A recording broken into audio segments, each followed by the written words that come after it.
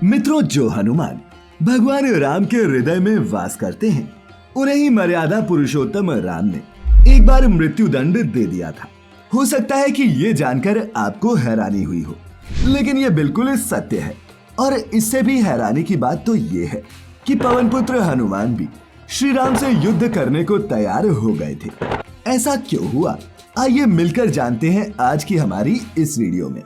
नमस्कार और स्वागत है आप सभी का द डिवाइन टेल्स पर एक बार फिर। रामायण से जुड़ी एक कथा के अनुसार एक बार सुमेरु पर्वत पर सभी संतों की सभा का आयोजन होना था और कैवर्त देश के राजा सुकंत भी उसी सभा में सभी संतों का आशीर्वाद लेने जा रहे थे।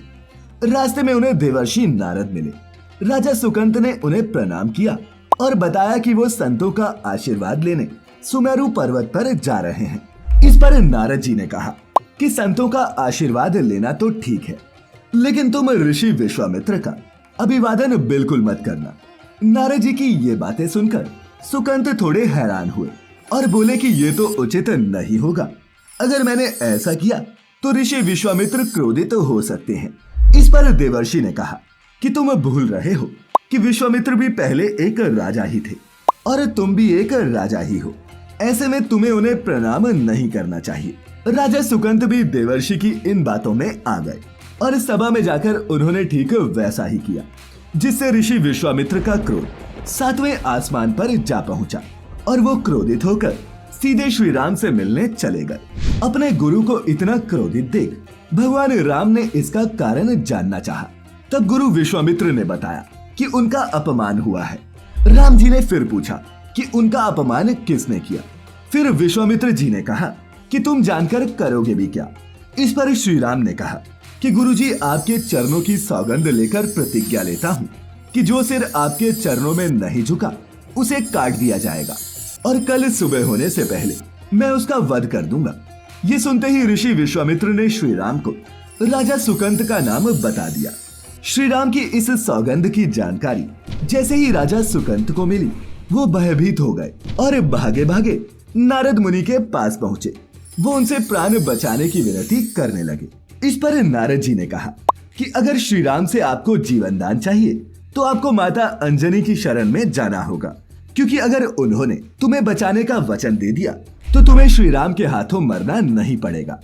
इसके बाद राजा सुकंत सीधा माता अंजनी के पास गए और उनके चरणों में गिरकर प्राण बचाने की विनती करने लगे। ये देख माता अंजनी ने भी सुकंत को उसके प्राण बचाने का वचन दे दिया और कहा कि अब तुम मेरी शरण में हो, तुम्हें कोई नहीं मार सकता। शाम ढली तो हनुमान जी माता अंजनी के पास पहुंचे और माता ने हनुमान को सारी बात बताई। उन्होंने पवन पुत्र से सुकंत की रक्षा करने के लिए कहा।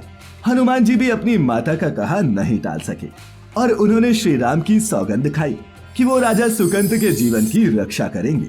जिसके बाद हनुमान जी ने उनसे ये पूछा कि महाराज, ये तो बताइए कि आपको मारना कौन चाहता है। इस पर राजा सुकंत ने बताया कि हे हनुमान, मुझे कोई और नहीं बल्कि श्री राम मारना चाहते हैं। हनुमान जी ने जैसे ही राम का नाम सुना, उनके पैरों के नीचे से जमीन खिसक गई। उन्हें समझ में ही नहीं आया कि जिस भगवान का नाम लेकर उन्होंने सुकंत को बचाने का प्रण लिया है, भला वो उनसे ही सुकंत को कैसे बचाएगा। बजरंग बली सोचने लगे कि अगर उन्होंने सुकंत को नहीं बचाया तो उनके इष्ट श्री राम की सौगंध का क्या होगा। वहीं दूसरी तरफ अगर वो सुकंत को बचाते हैं तो इसके लिए उन्हें अपने ही भगवान का सामना करना होगा। ऐसे में हनुमान जी ने फैसला लिया कि वो इस बारे में जाकर श्री राम से बात करेंगे और उन्हें सुकंत को नहीं मारने के लिए मना लेंगे। इसके बाद हनुमान जी सीधा अयोध्या पहुंचे और भगवान राम से बोले, प्रभु ऐसा ना करें।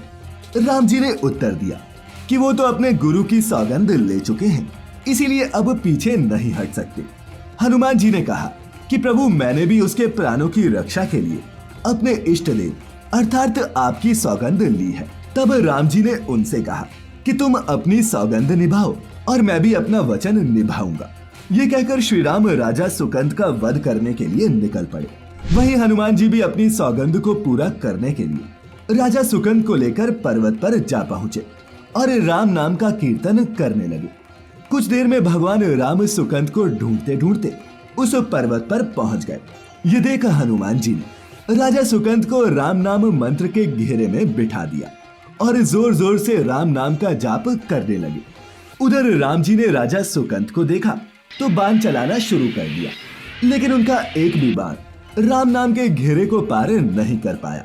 इससे निराश होकर श्री राम ने राजा सुकंद को मारने के लिए ब्रह्मास्त्र चला दिया, लेकिन राम नाम के जाप के आगे वो भी विफल हो गए। ये सब देख लक्ष्मण जी ने हनुमान जी पर ही बाण चला दिया, लेकिन बाण लगते ही पवनसुत की बजाय श्री राम ही मूर्छित हो गए। लक्ष्मण जी समझ ही नहीं पाए कि बाण तो उन्होंने हनुमान पर चलाया था, तो फिर मूर्छित राम जी कैसे हो गए। राम जी जैसे ही होश में आए तब उन्होंने लक्ष्मण के संशय को दूर करते हुए कहा कि हे लक्ष्मण, हनुमान के हृदय में तो मैं ही वास करता हूँ, ऐसे में उसके शरीर पर लगने वाला हर बाण, हर एक चोट मुझे ही पीड़ा देती है।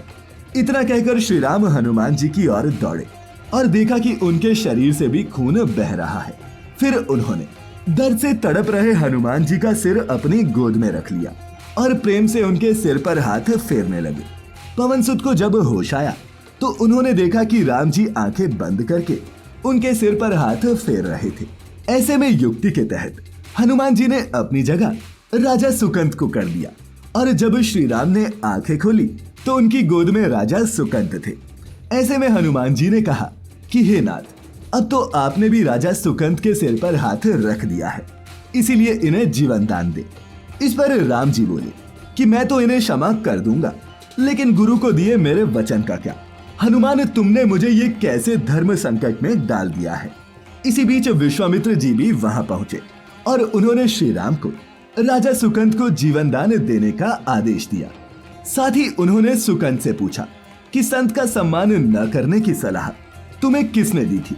राजा सुकंद कुछ भी कह पाते उससे पहले ही नारद मुनि वहां पहुंच गए और उन्हें सारी घटना के बारे में बताया। नारद जी ने कहा कि अक्सर ही लोग मुझसे पूछते थे कि राम बड़े हैं या फिर राम का नाम, तो मैंने सोचा कि क्यों ना कोई लीला रचकर लोगों को ये समझाया जाए कि भगवान से भी अधिक उनके नाम की महिमा है।